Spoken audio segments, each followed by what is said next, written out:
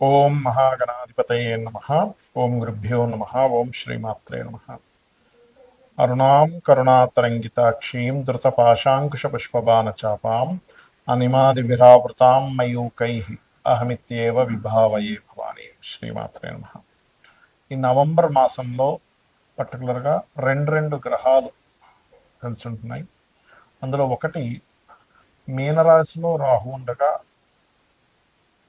మనకి కుంభరాశిలో రాహు ఉండగా మీన రాశిలో ఉండేటువంటి శని రాహుతో కలుస్తున్నాడు. అంటే కుంభంలో రాహువు, సింహంలో కేతు ఉన్నాడు. అయితే ఇక్కడ మీన రాశిలో ఉండేటువంటి శని వక్రించి రాహువుని కలవడం చూడడానికి వేరువేరుగా ఉన్నట్టు ఉంటుంది, కానీ వక్రించినప్పుడు దాని ఎనర్జీ వెనక రాశుల మీద, కుంభరాశి మీద పడుతూ ఉంటుంది, శని యొక్క ఎనర్జీ.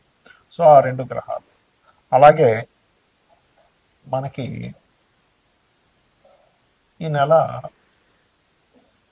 బుధుడు కుజుడు కలిసి వృశ్చికంలోని, మరియు అదేవిధంగా రవి శుక్రుడు కలిసి తులారాశిలోని, మరింత కొంతకాలం తర్వాత ఈ బుధుడు శుక్రుడు కలిసి మరలా తులారాశిలో, ఇలా రెండు ప్లానెట్స్, రెండు శుభగ్రహాలు ఒకసారి నీచభంగ రాజ్యోగం కలవడము, మరొకసారి అగ్రెసివ్ ఇచ్చేటువంటి ప్లానెట్, బుద్ధికి సంబంధించిన ప్లానెట్ రెండు కలవడం. ఈ డిఫరెంట్ కాంబినేషన్స్ వల్ల ద్వాదశ లగ్నాల వారికి, లగ్నం తెలియని వారు రాసి చూసుకోవచ్చు, వీరికి ఏ విధమైనటువంటి ఫలితములు జరగనున్నాయి, ఏ విషయాల పట్ల జాగ్రత్త వహించాలి అని చెప్పి చూసుకున్నట్లయితే, అయితే ఈ విషయాలు చెప్తుంది నేనైనప్పటికీ కూడా చెప్పేస్తున్న సాక్షాత్ లలితామ్మ వారిగా భావిస్తూ ఒక్కొక్క విషయం మనం తెలుసుకుందాం.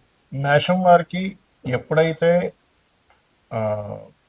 ఈ లగ్నాధిపతి కుజుడు ఎవరైతే ఉన్నారో అష్టమంలో బుధుడితో కలిసి ఉంటున్నారో, ఈ రెండు గ్రహాల కాంబినేషన్ వల్ల మీరు పూర్వీకుల ఆస్తుల విషయంలోని, ఎవరైనా ల్యాండ్ పేపర్స్ పెట్టుకొని మీరు అప్పు ఇవ్వడం కానీ, లేనట్లయితే మీరెవరి దగ్గర మీ ల్యాండ్స్, మీ పూర్వీకుల ఆస్తులు సంబంధించి పేపర్స్ పెట్టి అప్పులు తీసుకునేటువంటి అంశంలో కానీ చాలా జాగ్రత్తగా ఉండాలి ఈ యొక్క నవంబర్ మాసంలో. ఎందుకంటే ఈ రెండు గ్రహాల కలయిక ఈ రిజల్ట్ ఇస్తుంది, గుర్తుపెట్టుకోండి. అలాగే కుజుడు సహజంగా అష్టమంలో ఉన్నందుకు మీకు పూర్వీకుల ఆస్తులకు సంబంధించిన విషయంలో, అందులో ముఖ్యంగా తాతగారి ఆస్తికి సంబంధించిన విషయంలో ఖచ్చితంగా బాగుంటుంది, ఎటువంటి సందేహం లేదు. ఇక మరొక రెండు గ్రహాల కలయిక ఏంటంటే, మీన రాశిలో ఉండేసని వక్రించి కుంభంలో ఉండే రాహుతో కనెక్ట్ అవుతున్నాడని చెప్తున్నాం. అంటే ఏంటి, ఇక్కడ మేషం వారికి ఏలినాడు శని ప్రభావం ఉండదు వక్రించినందుకు.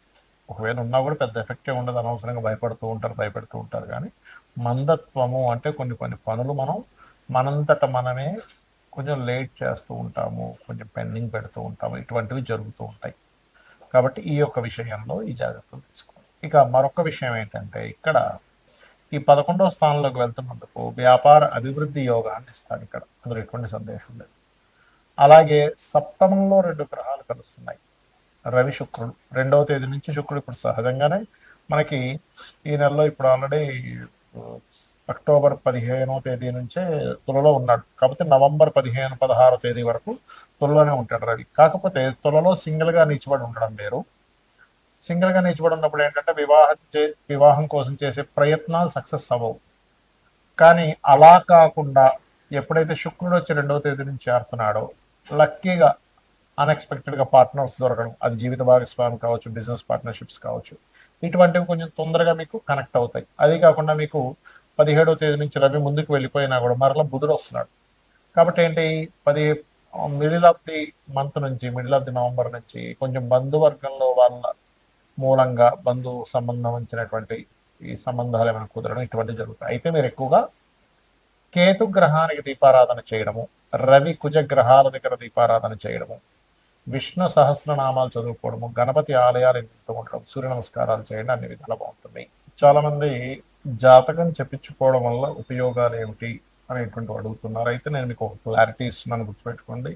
జాతకం చెప్పడం అంటే ఎంతసేపు ఏలినాడు శని ఉంది, మీకు పలానా కాల్సపయోగం ఉంది, కదా గండం ఉంది, ఇలాంటివి మాత్రమే కాదు. అవన్నీ చాలా చిన్న అంశాలు ఏలినాడు శని అనేటువంటివి. ఎందుకంటే నేను నా ఎక్స్పీరియన్స్తో చెప్తున్నాను. జాతకం చెప్పిన తర్వాత ఏమంటే నాకు ఏలినాడు శని మీరు మాట్లాడలేదు అంటాడు. అది కాదు, అసలు జాతకం చెప్పడం అంటే కేవలం ఏలినాడు శని గురించి మాట్లాడడం కాదు. ఇది ఫస్ట్ గుర్తుపెట్టుకోండి. మీ జాతకం ఏం చెప్తుంది, మీరు పడుతున్నటువంటి శ్రమకి మీరు టైం స్పెండ్ చేస్తున్నటువంటి సమయానికి ఏ మార్గంలో వెళ్తే మీకు అన్ని విధాల లైఫ్లో బాగుంటుంది అనేటువంటి ఒక పర్ఫెక్ట్ డైరెక్షన్ని చూపించేది జ్యోతిష్యం, గుర్తుపెట్టుకోండి. అంటే మీరు ఇప్పుడు మీ ధనయోగం పలానా దాంట్లో ఉందనుకుందాం కాసేపు, ఏ టీచింగ్ దాంట్లోనో, హోటల్ దాంట్లోనో, ఫ్యాషన్ దాంట్లోనో ఉంది. కానీ వాటిని వదిలేసి ఇంకోటి ఏదో బిజినెస్ చేస్తున్నాం, లేకపోతే ఇంకోటి ఏదో చదువుతున్నాం. అంటే మనం వెళ్ళాల్సినటువంటి డెస్టినీ ఏదైతే ఉందో ఆ రూట్లో మనం జర్నీ చేస్తే ఆ డెస్టినీని ఎలా చేరుకుంటామో, అలాగే జన్మజాతకంలో చాలా క్లియర్గా మనం ఒక బిజినెస్ స్టార్ట్ చేస్తున్నాం, ఇది రైట్ టైమా కాదా, లేనట్లయితే మనం ఒక విషయాన్ని చదువుతున్నాం, ఒక ఒక విషయం నేర్చుకుంటున్నాం, ఒక స్కిల్ కావచ్చు, లేనట్లయితే ఏదైనా కావచ్చు, అది మీకు ఎంతవరకు పనిచేస్తుంది, లేదా ఒక ప్రాజెక్ట్ స్టార్ట్ చేస్తున్నారు, this is the right time or not.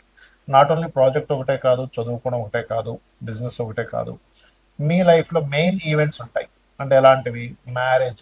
చాలామంది చూడండి వాళ్ళ రేపు మ్యారేజ్ చేసుకుంటున్నారు, నెలల్లోని, రోజుల్లోని, సంవత్సరాలు, కొన్ని సంవత్సరాలు వెళ్ళిపోయిన వాళ్ళు ఉంటున్నారు. ఇందుకు కారణం ఏమిటి అంటే ఇక్కడ మీ పర్సనల్ చార్ట్లో అసలు రైట్ టైం ఏంటి వివాహం చేసుకోవడానికి. ఇక్కడ జరుగుతుంది ఏంటంటే ముహూర్తం పెట్టుకున్నప్పటికీ కూడా బ్రహ్మాండమైన ముహూర్తం అన్నారండి అన్నారు, అది చాలా వివాహాలు జరిగాయి కానీ విడాకులు అయిపోతున్నాయి. ఎందుకు అంటే బికాజ్ ఆఫ్ ముహూర్త బలం కొంతవరకు పనిచేస్తుంది, కానీ మీ పర్సనల్ చార్ట్లో మీరు ఎప్పుడు వివాహం చేసుకుంటే మంచిది అనేటువంటి చాలా స్పష్టంగా ఉంటుంది. సెవెంత్ లార్డ్ అంటే 7వ అధిపతి, మీకు పార్ట్నర్ని ఇచ్చేటువంటి గ్రహం. సప్తమాధిపతి సప్తమాన్ని ఇచ్చేటువంటి పోర్ట్ఫోలియో. ఆ ప్లానెట్ ఉండే సిచ్యువేషన్ ఏంటి, కండిషన్ ఏంటి చూడాలి. అంటే దాన్ని బట్టి ఏంటి మీకు ఎటువంటి జీవిత భాగస్వామ్యం వస్తారు అనేది అది చెప్తుంది. అలాగే ఆ జీవిత భాగస్వామిని మీరు లైఫ్లోకి ఎప్పుడు తెచ్చుకోవాలి. జన్మజాతకంలో వెరీ క్లియర్గా మనకి ప్రతి ఒక్కరికి కూడా లైఫ్లో 3 నుంచి 5 సార్లు వస్తుంది అవకాశం, వివాహం చేసుకునే అవకాశం.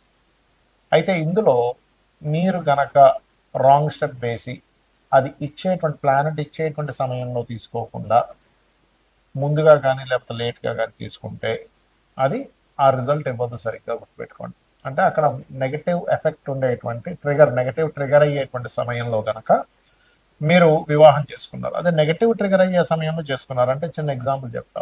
మీ ఇంట్లో ఒక మంచి చెట్టు ఉంది, మామిడి చెట్టు అనుకోండి, సీతాఫలం చెట్టు అనుకోండి, ఏదో చెట్టు, పళ్ళని చెట్టు, అది ఇంకా పింద సమయంలో ఉన్నప్పుడే మీరు తెంపేసి దాన్ని మామిడి పండులా తిన్నామంటే కుదరదు, పుల్లగా ఉంటుంది.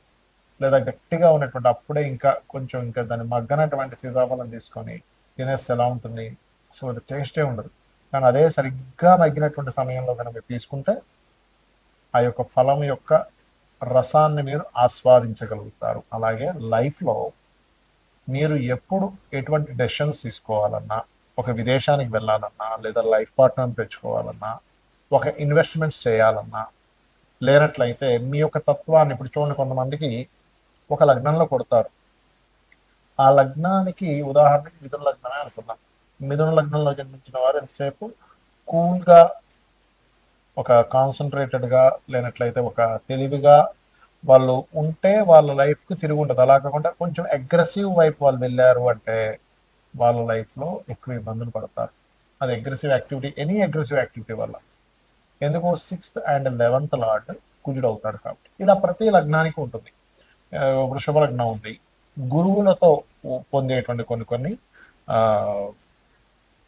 పొందాల్సినవి వీళ్ళు కొంత వీళ్ళ ఆలోచన విధానం వల్ల కావచ్చు మిస్ అవుతూ ఉంటారు. కాబట్టి గురువులతో జాగ్రత్తగా ఉండాలి. అంటే మనకి జన్మజాతకంలో ఏ లగ్నంలో పుడితే ఎటువంటి కర్మ అనుభవించడానికి, ఎటువంటివి మనం పొందడానికి పుట్టామనేటువంటిది ఉంటుంది. అంతేగాని కేవలం ఏదో ఏలినాటి ఉంది, అర్ధాష్టమి ఉంది, అష్టమి ఉంది, మీకు కావాల్సిన ఉపయోగం ఉంది, ఇది కాదు.